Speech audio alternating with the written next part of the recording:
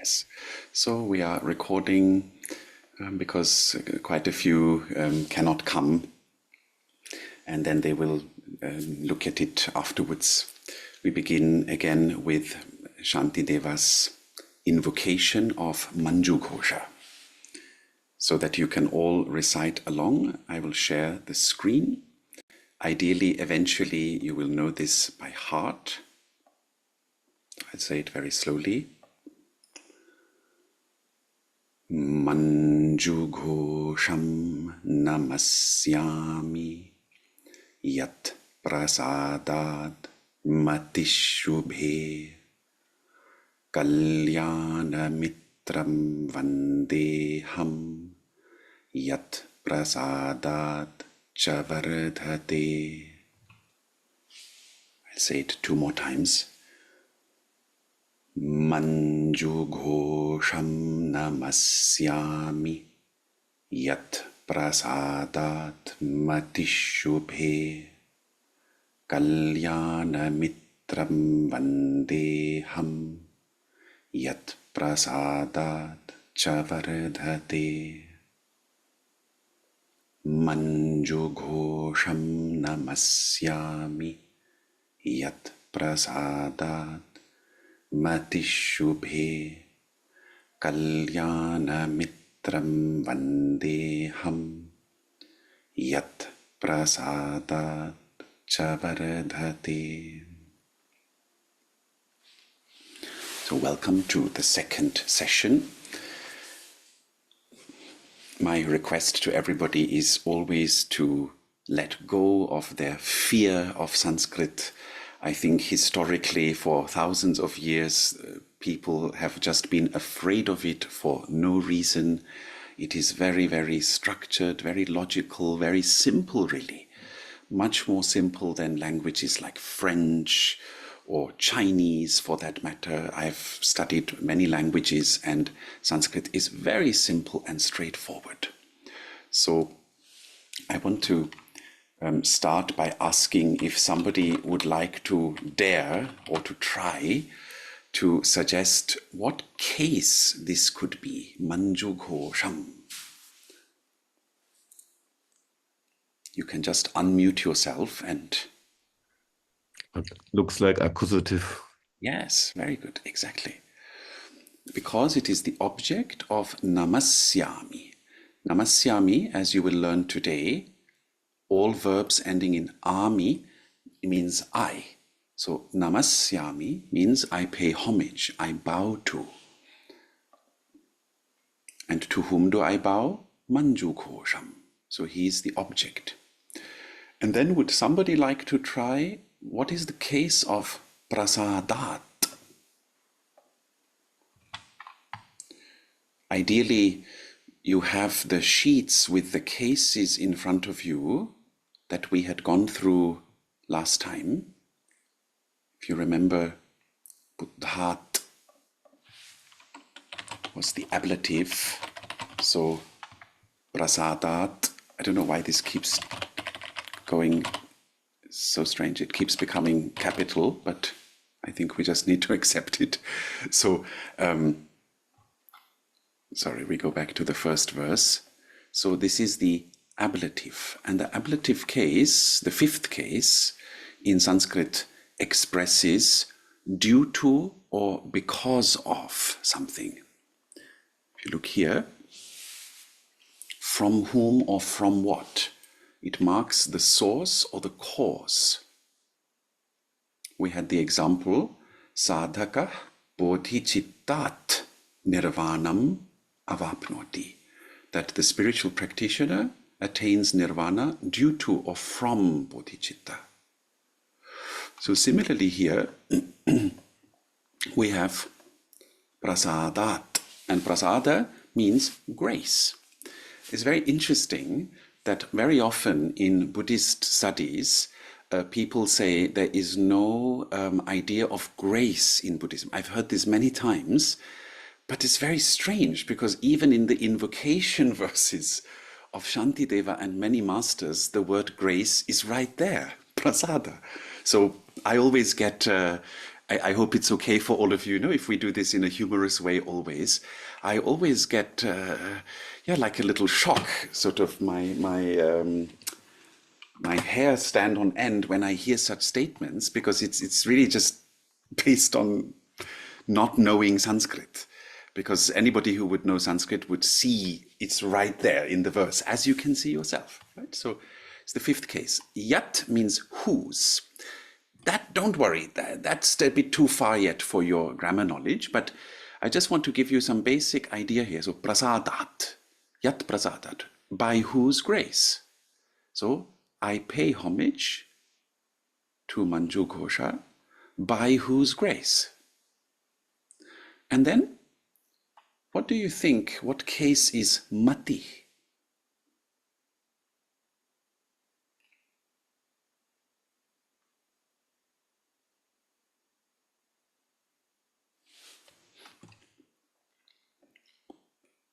From the ending point of view, if we go to our charts, Buddha, Deva.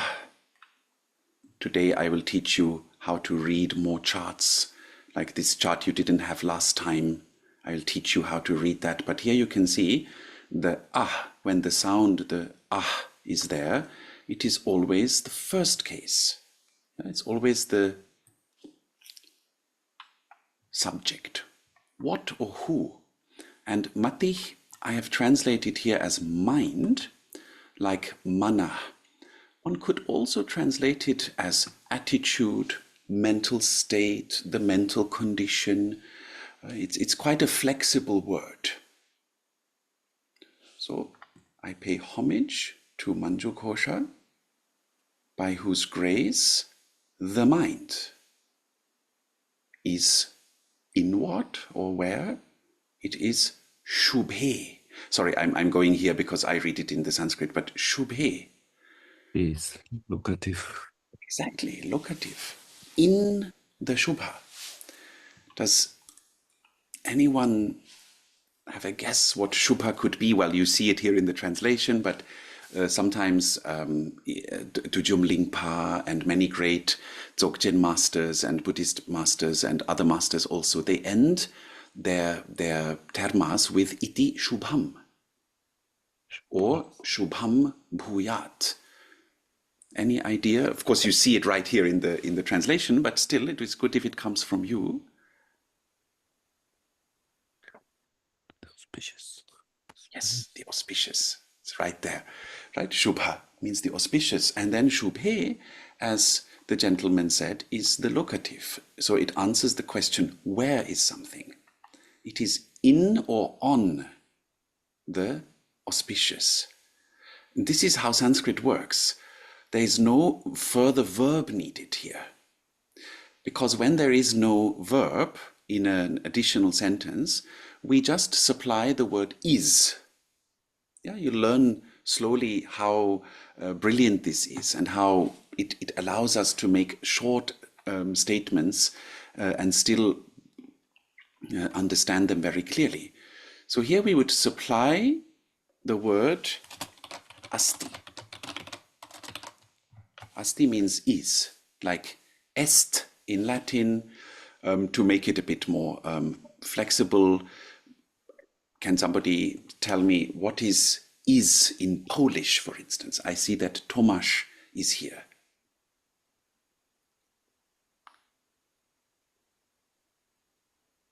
He didn't, or in French.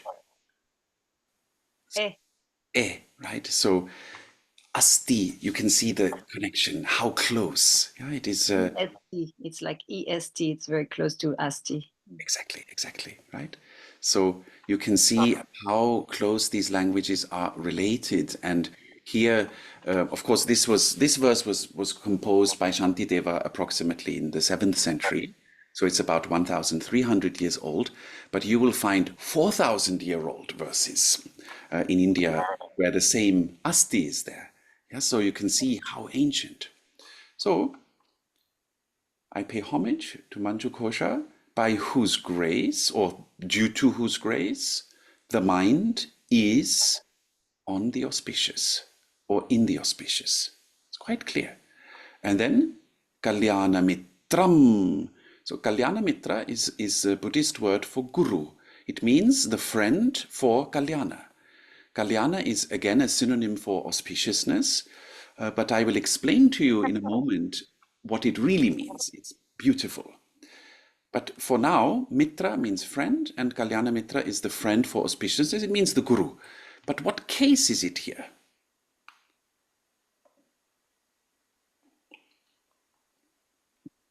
We have again, so accusative again, maybe. Exactly. Again, accusative, right? So why? Because it is now the object of the verb vande. And those of Indian origin, you will know that in India, currently there is a song of the nation which is Vande Mataram. Vande Mataram. Mataram is the mother. Accusative, and Vande means to salute, to pay, again, to pay obeisance, to salute. Yeah, so Kalyana Mitram Vande. Somebody is, I think if I mute you, then there is, maybe when you speak, you can unmute yourself because there's some echo otherwise. Yeah? So, Kalyana Mitram Vande simply means I salute the Kalyana Mitra. Salute is not in the military sense. Yeah, it is, we can use a different word. We can say I greet, would be just as fine. I greet. Yeah, I greet the Kalyana Mitra. And then here, this is, I'll explain later. This is actually aham, but there's a thing called sandhi, which I will begin to explain today, where this a falls away and is just hum. So I salute the Kalyana Mitra, or I greet the Kalyana Mitra, and now you have the repetition of Yat Prasadat. So just, I know it's like in the kindergarten, but still let us ask again, what case is it? Because it's important that you know.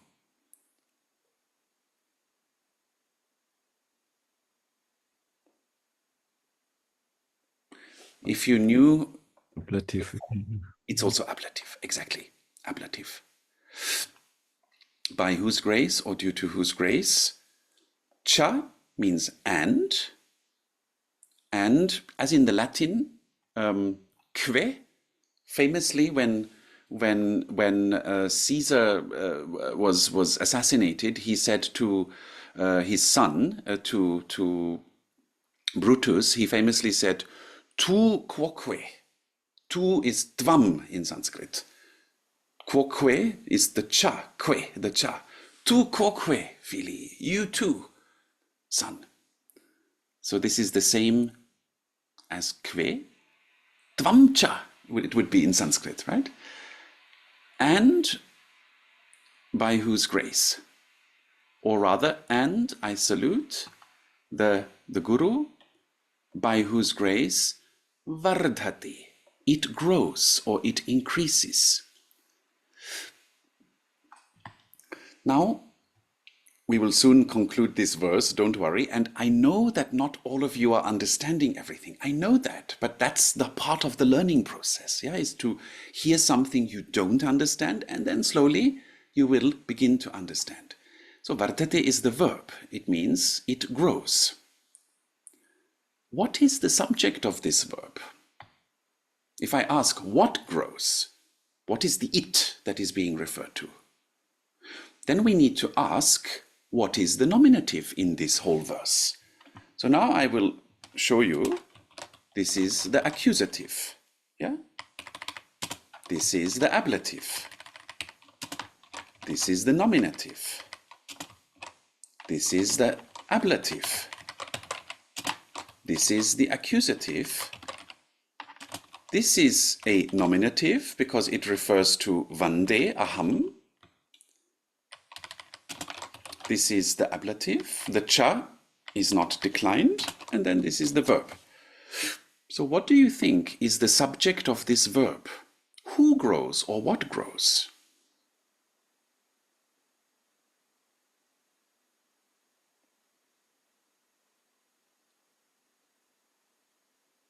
I mean, it's written in the translation, but nonetheless. The grace. No, not No. the grace. Because it is because of the grace that it grows. But what is the it? Me, I. No, it. No. It's actually in the translation below. So look, if I write it here,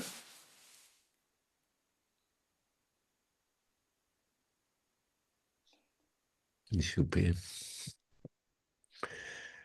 yes, it is the auspicious. However, we could also say that instead of the auspicious, we could say the mind.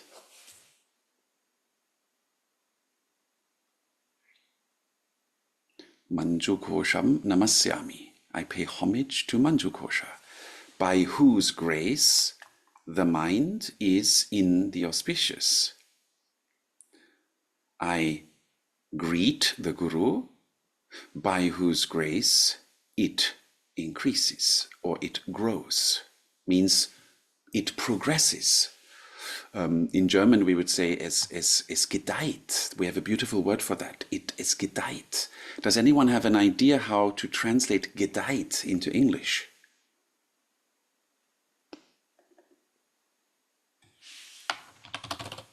Expanses.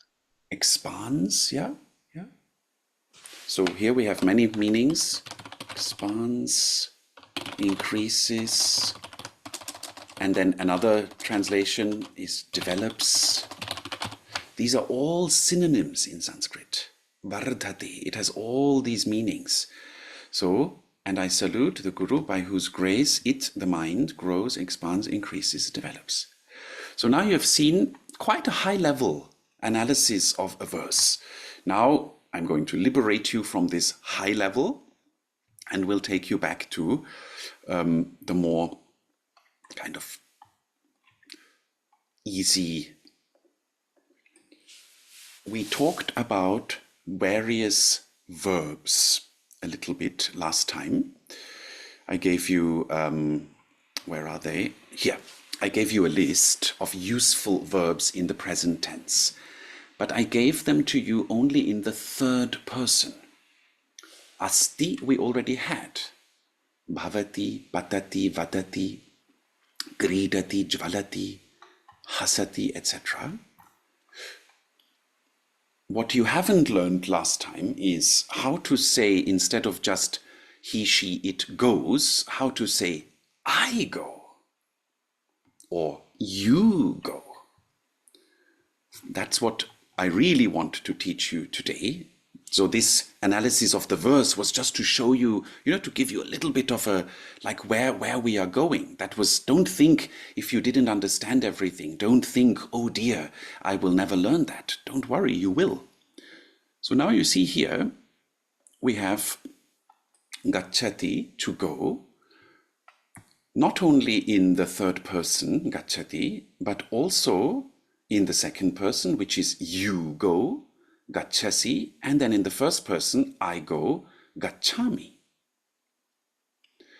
And then we also have the plural, gacchanti, they go, gacchata, you go in the plural, means if there are several people you are talking to, and then we go, gacchama. Now the French speakers, what is the typical ending when you say you are doing something in a French verb? Maybe Estelle. It's a S. We finish with the S. It always finishes with an S. Now look at this. The same S is here. Yeah?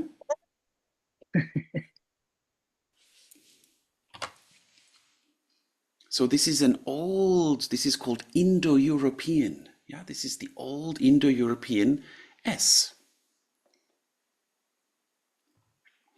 Now the German speakers among you, sind, right? Sie sind. Think of the ending ND that we still have in German sometimes. Sie sind in the plural. English, of course, is quite... English has become quite simple. That's why these endings are no longer so much there in English. Yeah. So, but what you have here is a dual as well. Dual is something no other language except ancient Greek still has.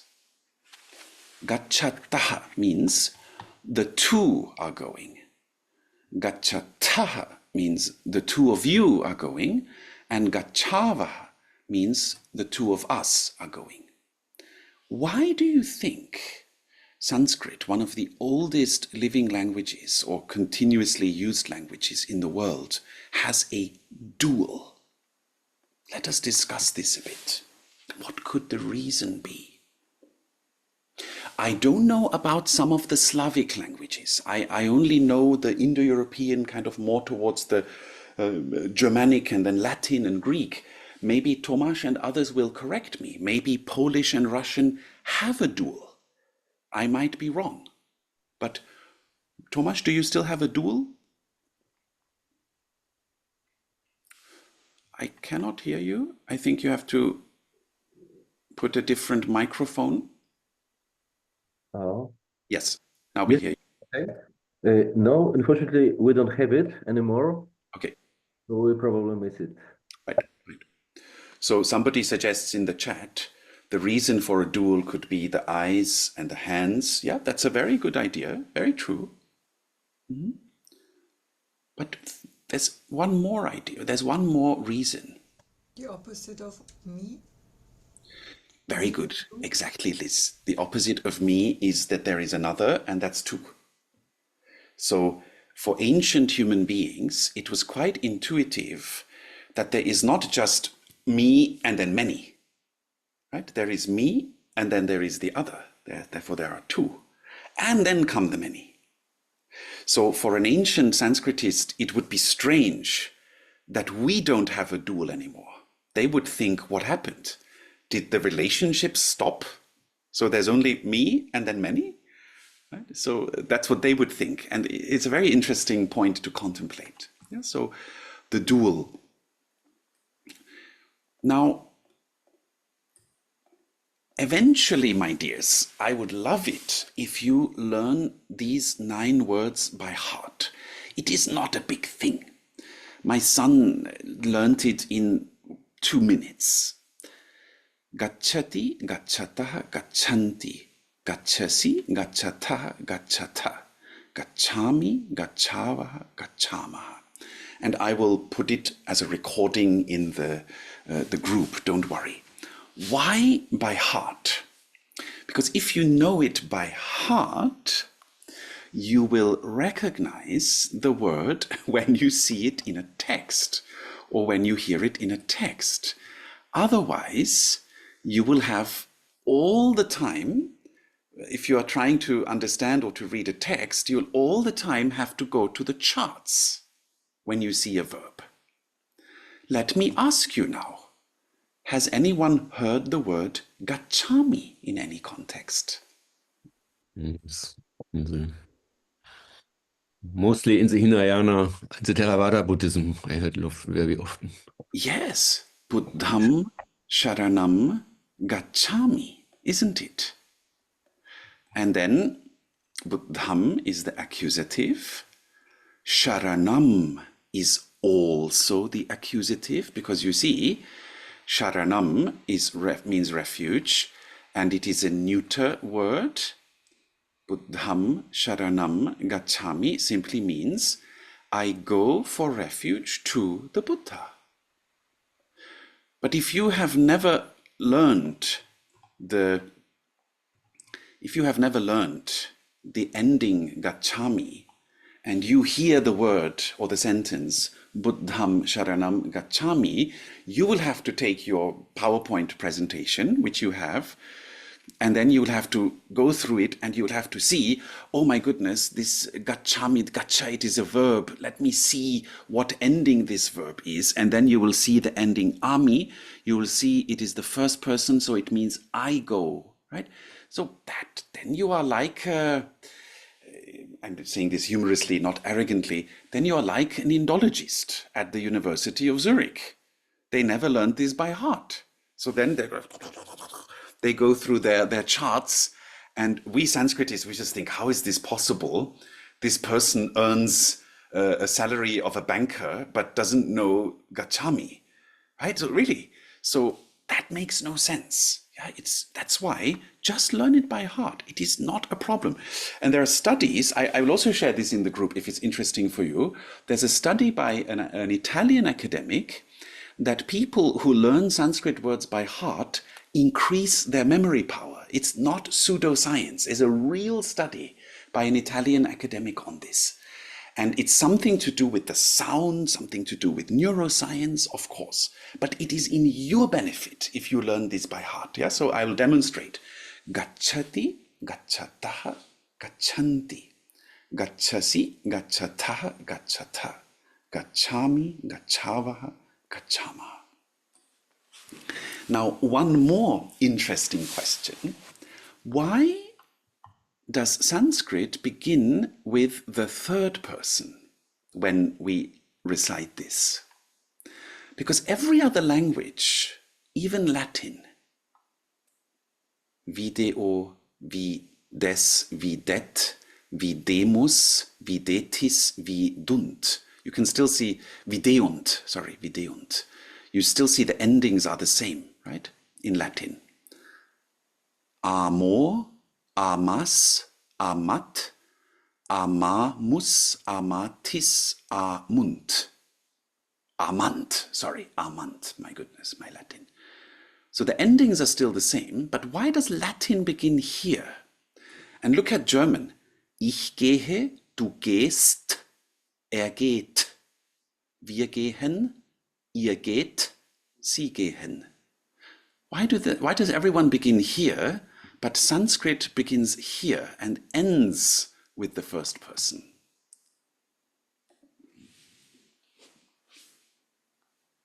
What could be the reason? Just culturally, think culturally. Maybe I've got such a Yeah. idea, but maybe our mindset is more focused on us. Exactly. Yeah. So the mindset is more individualistic and starts with me and goes to the other. And here it starts with the others and goes back to oneself. Exactly. Excellent.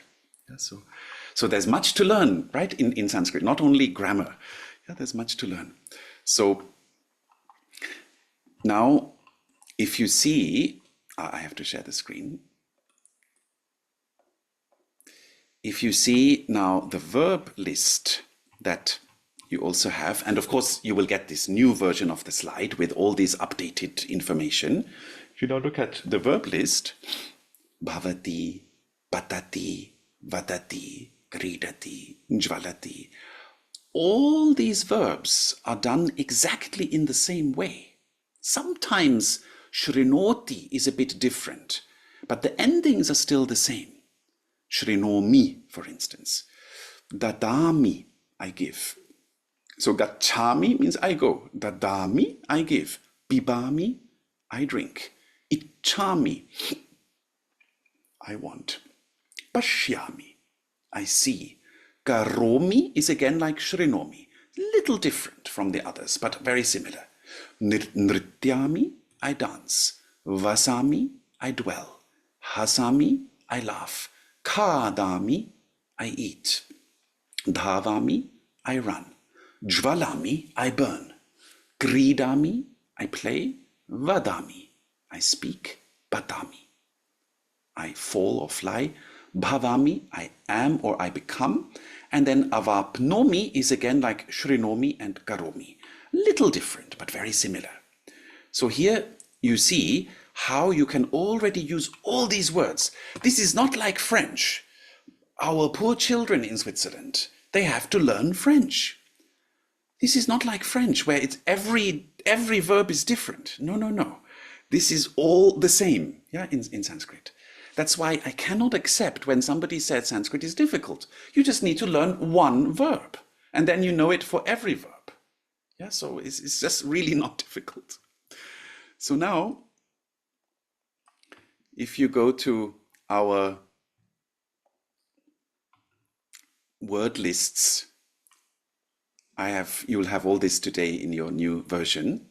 Shishyaha acharyam gacchati. You have the word lists. Acharyam should be quite easy because I think you know that acharya means teacher. Shishyaha, you have in your word list here. Somewhere it should be Shishyaha. See? Shishyaha is a student.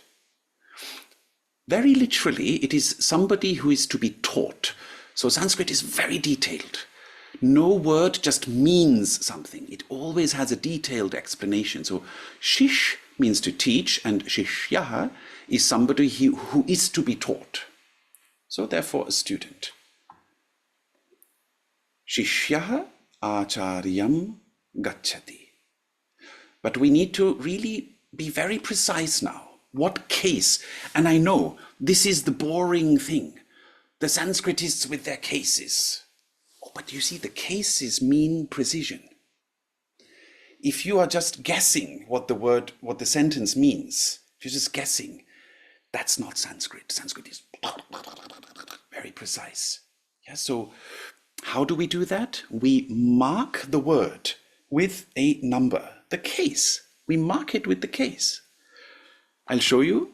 This is the ancient practice. Yeah, this is not our new invention. We mark the word with the case. And how? Well, we put here, for example, we can put number 1 here, and then try to make it a bit small, not big. But somehow I'm using the wrong one. Anyway, you kind of understand, I want to put it above, right? Shishyaha is the first case. Now again, you should already know this, but what case is acharyam? I know it's boring, but this is the beauty of it also. And you will also experience a strange phenomenon that when we do this well, this identifying of the cases, somehow it has an effect on the mind. There's something strange. After a Sanskrit class of identifying cases, the mind is very clear. Because language is consciousness. And when consciousness is clearly structured in the cases, the mind becomes clear. There is something to it. It's very mysterious. So, Shishyaha acharyam gacchati. Would someone like to translate?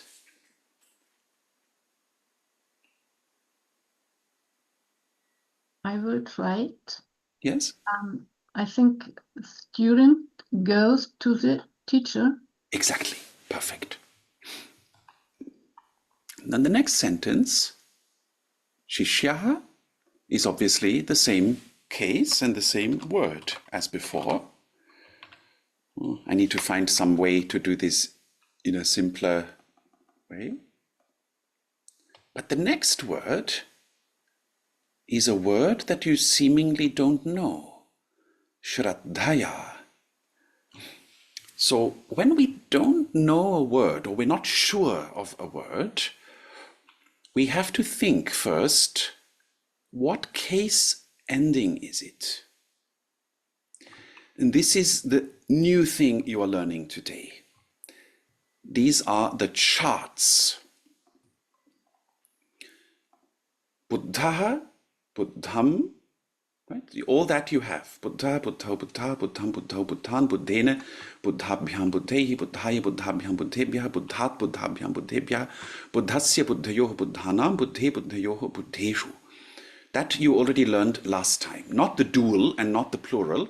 You only learned the singular last time. Now, what you didn't learn last time was the feminine ending words. Maya, maye, mayaha, mayam, maye, mayaha. Mayaya. Aha. Mayaya. Look at the ending. And please remember, this never changes. Yeah? Once you know one R ending word, 100 or 200 or 300,000 words in Sanskrit end in the same way. It's not like in French. Yeah, it's identical. So now we go to our sentence, Shraddhaya. Mayaya and Shraddhaya. So you would first then think, what case is it? And what would you say based on the chart? Instrumental. Exactly, it's instrumental.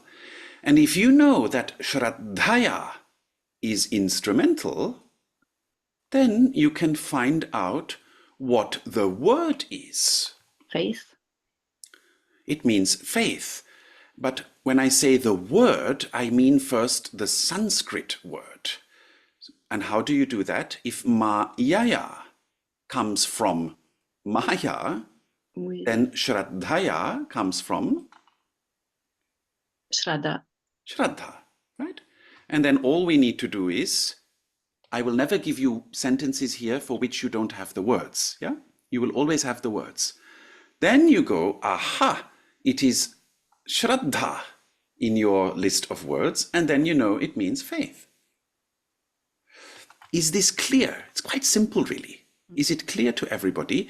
And please don't feel ashamed if it's not clear. I want to remind you of my first ever Sanskrit lesson. I was 12 years old, and my acharya went through 1 hour of grammar, and I still remember the note. I have that book somewhere. I show this to people sometimes. It's right here somewhere. I can't find it right now. I made, oh no, here it is. Look, here it is. This is my Sanskrit grammar book. Yeah? Laghu Siddhanta Kaumudi. It means the moonlight of the principles of grammar in the small version. Okay? This is old, huh? This is really old, this book. Right? This is older than... And all I remarked here, this is the goddess Saraswati, and there's a verse here, and I knew how to write Sanskrit, and I wrote by Brahma. That means this verse was composed by Brahma. That's all I understood in my entire first Sanskrit lesson. I didn't understand anything else he said, except that this verse is composed by Brahma, addressing Saraswati.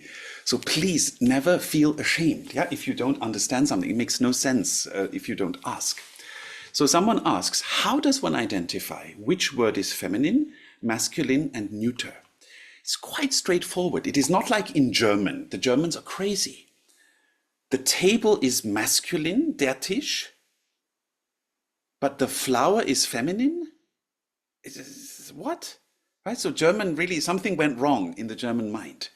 This is not like in German. This is straightforward, clear. I'll try to show you. And these are the kind of questions you should be asking. So you will see that masculine ending words always end with aha. There are also e ending masculine words like money, and there are u ending masculine words like guru. But 90% of Shakya Muni also, for instance, but 90% of masculine Sanskrit words end in ah. Very simple. Feminine words will end in a long ah or a long e. 90% of Sanskrit feminine words will end in a long ah or a long e. Think of yogini, yeah? Prajna, shunyata. And then there are a few that end in i, ihi. And here I admit, okshantihi, for instance, here I admit that to the inexperienced Sanskrit person, to the student, that means to you, I admit that it would look the same as manihi. I admit that. Manihi, however, is a masculine one. So I admit that there you might have some issue, but not if you learn Sanskrit grammar properly.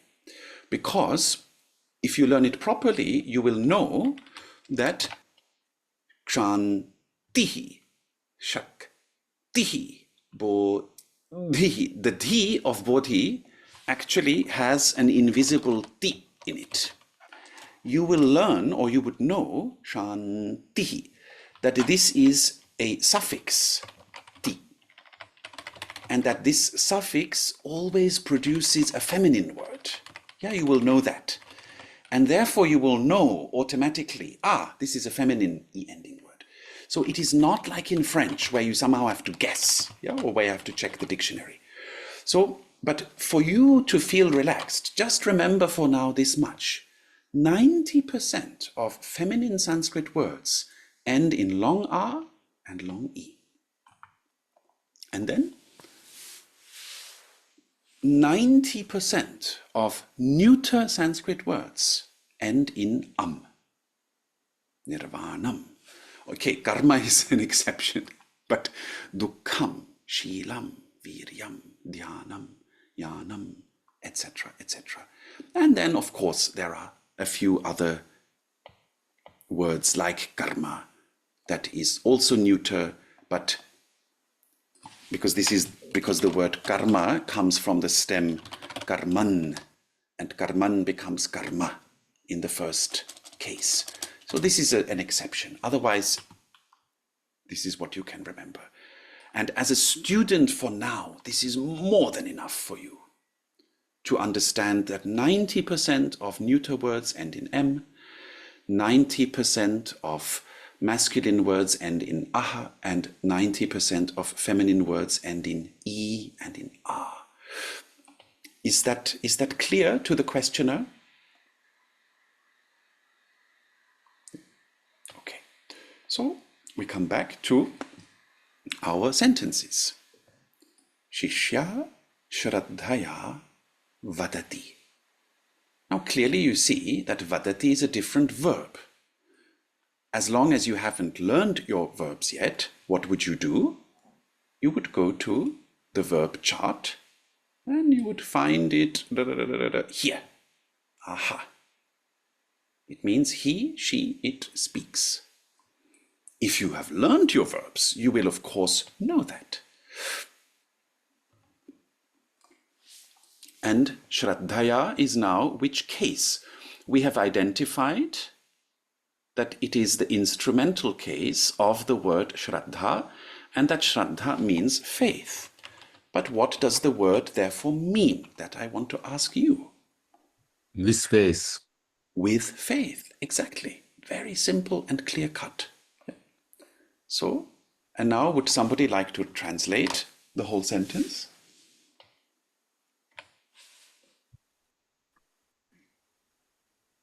A student speaks with faith. Exactly.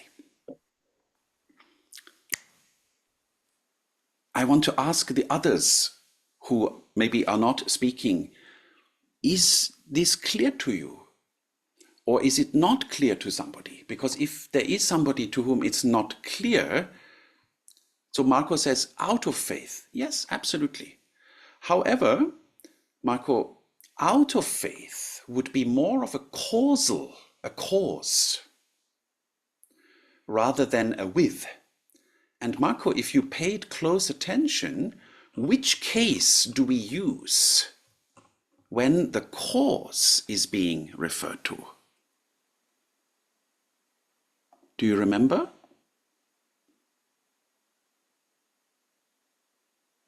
Then we would more use the source or the cause, which would be the ablative.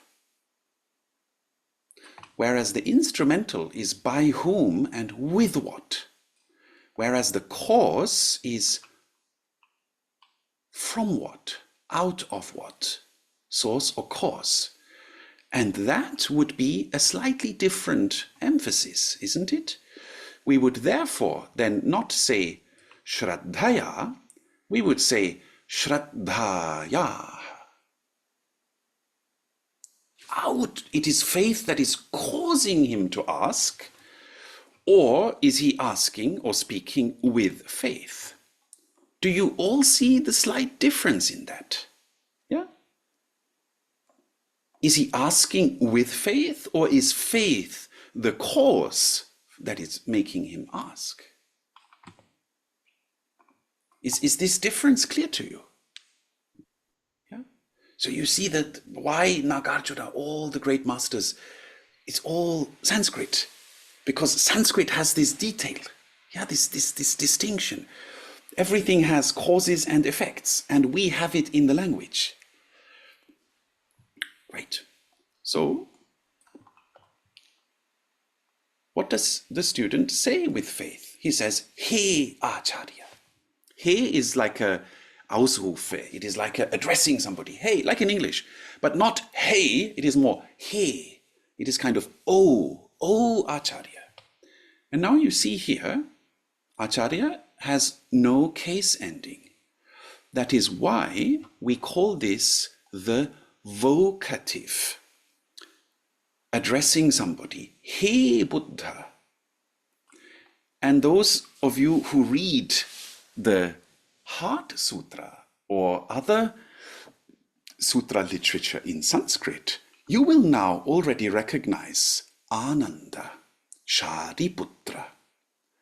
Endlessly, Bodhisattva, Mahasattva. Endlessly these words are repeated in the sutras. They are all in the vocative. O Shariputra, O Ananda, listen, I will tell you. Yeah? But in Sanskrit, traditional Sanskrit grammar, we don't call this a case. There are only 7 cases. We simply call this the vocative. We don't consider it a case. Whereas other grammars in the world would also call this a case. And if we would call it a case, there would then be 8 cases. But no Sanskritist in ancient history would say there are 8 cases. Yeah, there is no Ashtami Vibhakti. There is no 8th case. There are only 7. But here, He Acharya, O Acharya, Aham Bodhim Gatam Avapnomi. Now for those who have no knowledge of the vocabulary, you would have to rush to your vocabulary. Bodhi, but here it says Bodhim. What case would it be? I know it's very repetitive, but that's what we do. Anyone?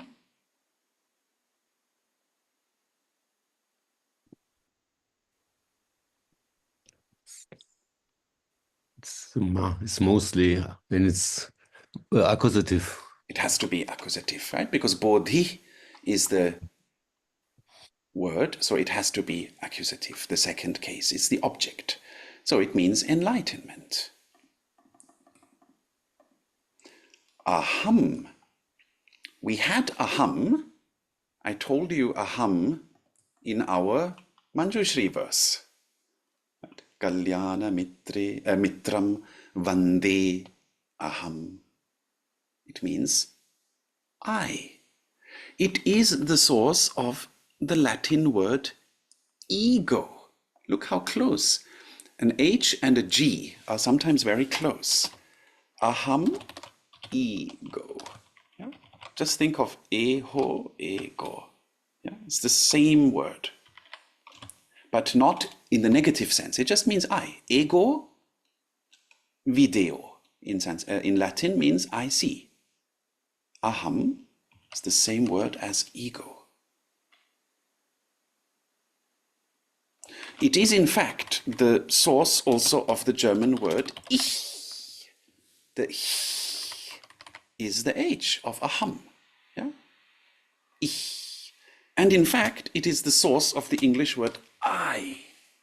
Yeah, because ich still has the H of aham, and the English people are very lazy, right? So it just removes the ich, and then you have the I. So I directly is related to aham. It means I. And in your charts that you will receive in today's handout, you will have the full declination, means you will have everything that you need to know about aham. But that we're not going to practice now, just you will have it. Aham, I, vayam, we. And look at it, vayam, we. Vayam, there it is. It's the source of the word we.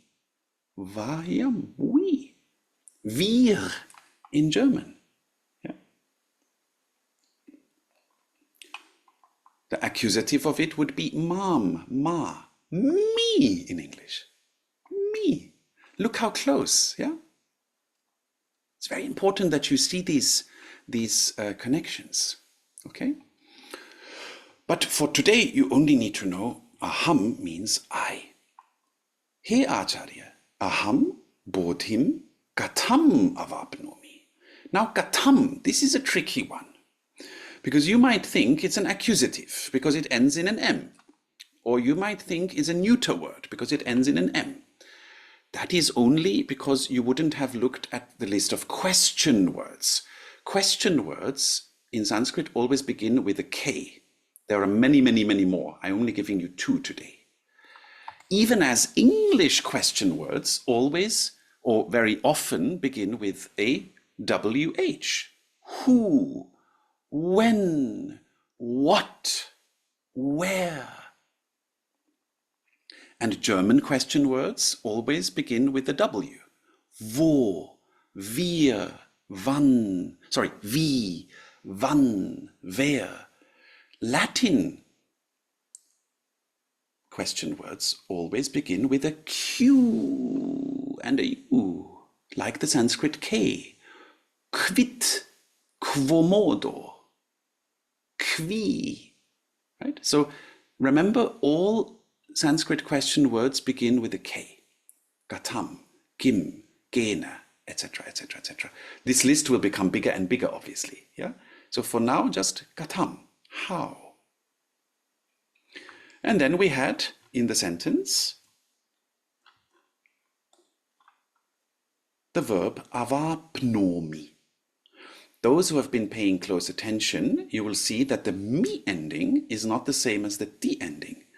Avapnomi, you would therefore know, is related to gachami. Yeah, so you would be learning these endings as well. And wherever you see the mi ending in a verb, you will know, this is me, right? So, and avapnomi, if you don't know the verb, you would go to your verb list. Avapnoti, he, she, it obtains or attains. Avapnomi therefore means I attain. He Acharya, aham bodhim gatam avapnomi. Now, would someone like to translate?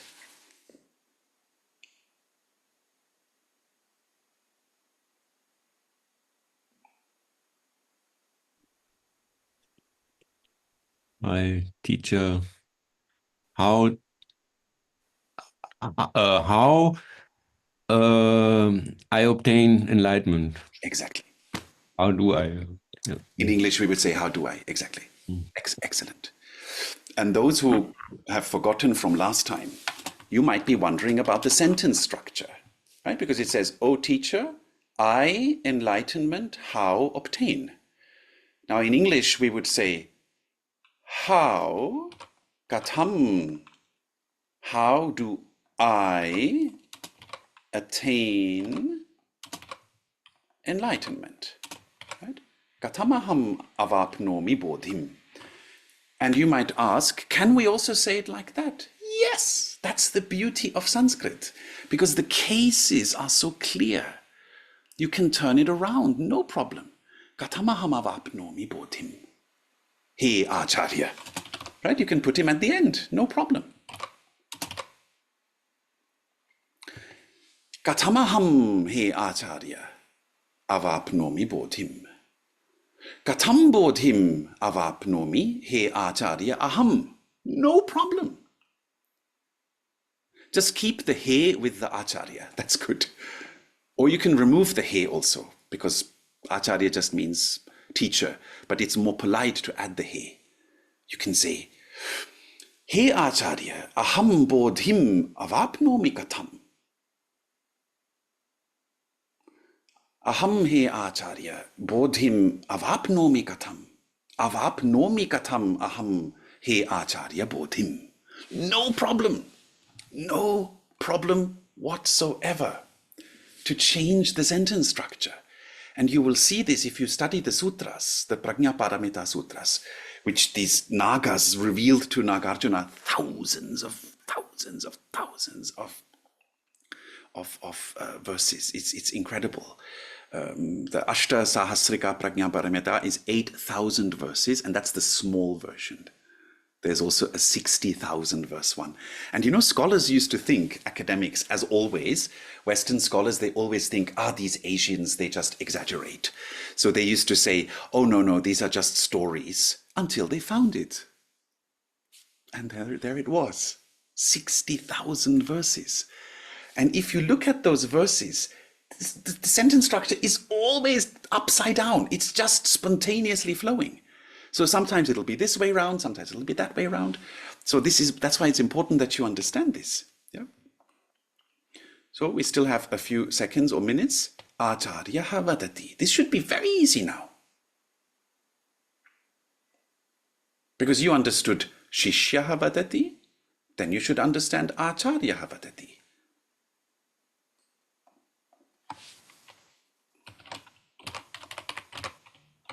Would someone like to translate? The teacher speaks.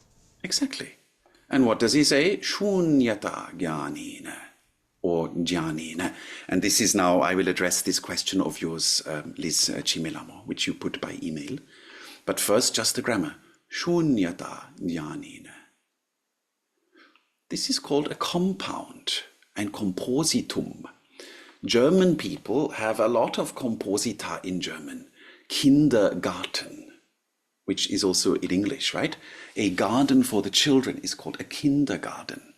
And we have very long Komposita also, Mississippi Dampfschifffahrtsgesellschaftskapitän, right? Which is the captain of the Association of Ships of the Mississippi, right? There's one word in German. But the language with the largest compounds in the world is, of course, Sanskrit. It's in the Guinness Book of Records even that some very eccentric scholar, Pandit in Benares, in India, made a compound describing the beauty of Benares. What else? Because that's where he lives. And it is a single compound, and the one compound has, I believe, more than 15,000 words. To describe just the beauty of the place where he lives. I hope he didn't write that from ego. So I hope it was from devotion. I'm just joking. But so Sanskrit, Guhya Garbha Tantra, this is up there. The Tantra of the secret womb. Guhya, secret. Garbha, womb. Tantra means Tantra. Guhya Garbha Tantra. Right? Prajna Paramita Sutram, the sutra of the paramita, the perfection of prajna, wisdom, right? This is called a compound. I am sure the Polish people and the Russians have not lost the power to make compounds. Tomasz, I'm sure you have compounds. Yeah, I think so. Yeah, there are some words. It is only the English. The English, for some reason, felt, let us stop our power to make compounds and let us just put the words next to each other without any grammatical connection. And I have the eccentric joking theory, that's why English was so successful in the world, because of this simplification. Yeah, so sort of. In any case, shunyata jnanena is a compound. You probably know both words, but what case is jnanena? In order to identify the case, you have to first go to the word, or the other way around. Jnanam is a neuter word, knowledge.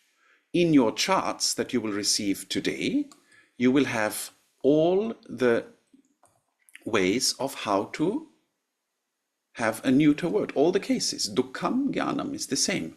Jnanena is which case?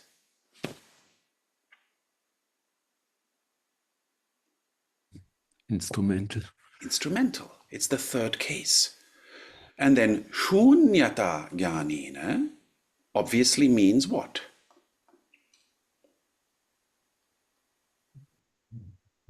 Knowledge of emptiness.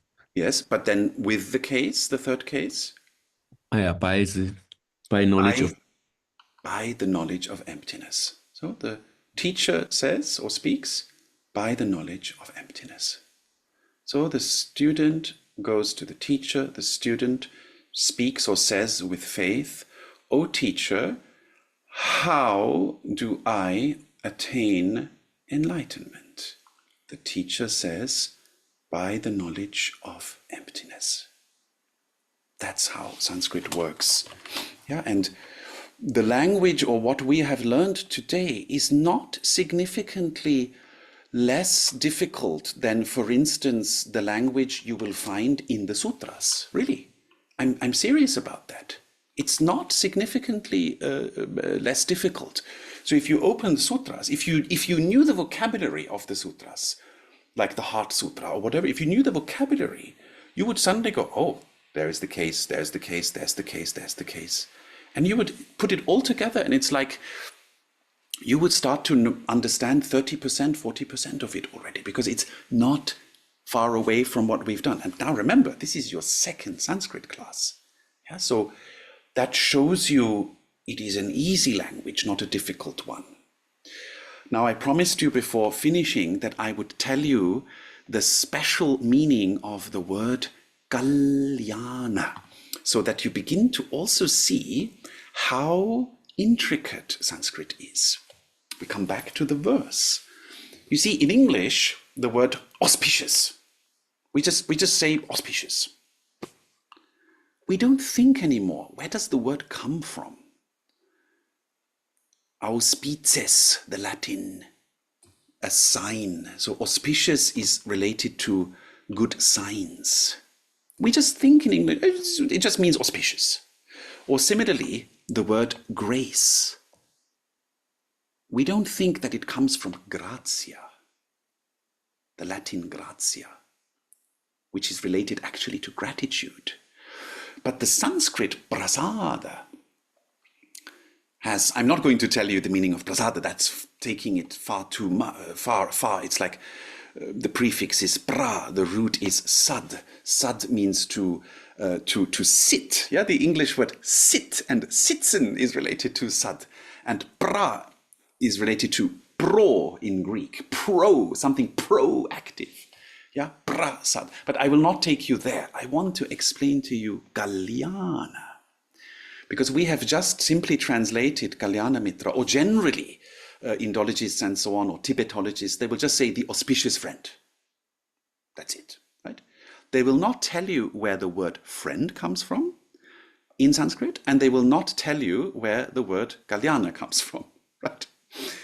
I don't know if we still have sufficient time for me also to explain to you where friend comes from. I think we'll do it next time, but Kalyana for now. Kalya and Ana are actually two words. Ana just means sound, and Kalya is related to the morning. Kalyana means the sound of the morning. What is the sound of the morning? It is the sound of birds, the auspicious sound that we experience in the early morning when the sun rises, and also before the sunrise, when the birds come out, and the freshness and lightness of the morning atmosphere. That is the meaning of the word Kalyana. Therefore, it is not just the same as Shubha, which also means auspicious, and Mangala, which also means auspicious in English. Because each word, Shubha has a different sense of auspicious. Mangala has a completely different sense. Mangala and Kalyana are both translated as auspicious, but have a completely different meaning. Kalyana is the auspiciousness of the morning, the first experience, the atmosphere of the morning. Now, why is the Guru the Kalyana Mitra and not the Mangala Mitra? Why is he not the Shubha Mitra? He could be, but he's the Kalyana Mitra, because the Guru's knowledge and wisdom provides the awakening that we experience in the morning as the sun rises. And it is that auspiciousness that the Guru's auspiciousness brings. Any questions? Today we didn't cover Sandhi yet. You will see that in the charts that I hand out. Sandhi means when sounds merge. For instance, A and A become A. So Kalya and Ana becomes Kalyana. That is called Sandhi, merging, which is why Dzogchen is called Mahasandhi, the great merging of what? Of Nirvana and Samsara. Yeah? But the word Sandhi is a grammar word. It means the merging also of sounds. Yeah? So Kalya and Ana becomes Kalyana. You will see Sandhi examples in the charts. We haven't covered them, so today's lesson is finished. But are there any questions? For the questions, maybe I will stop the recording, because sometimes people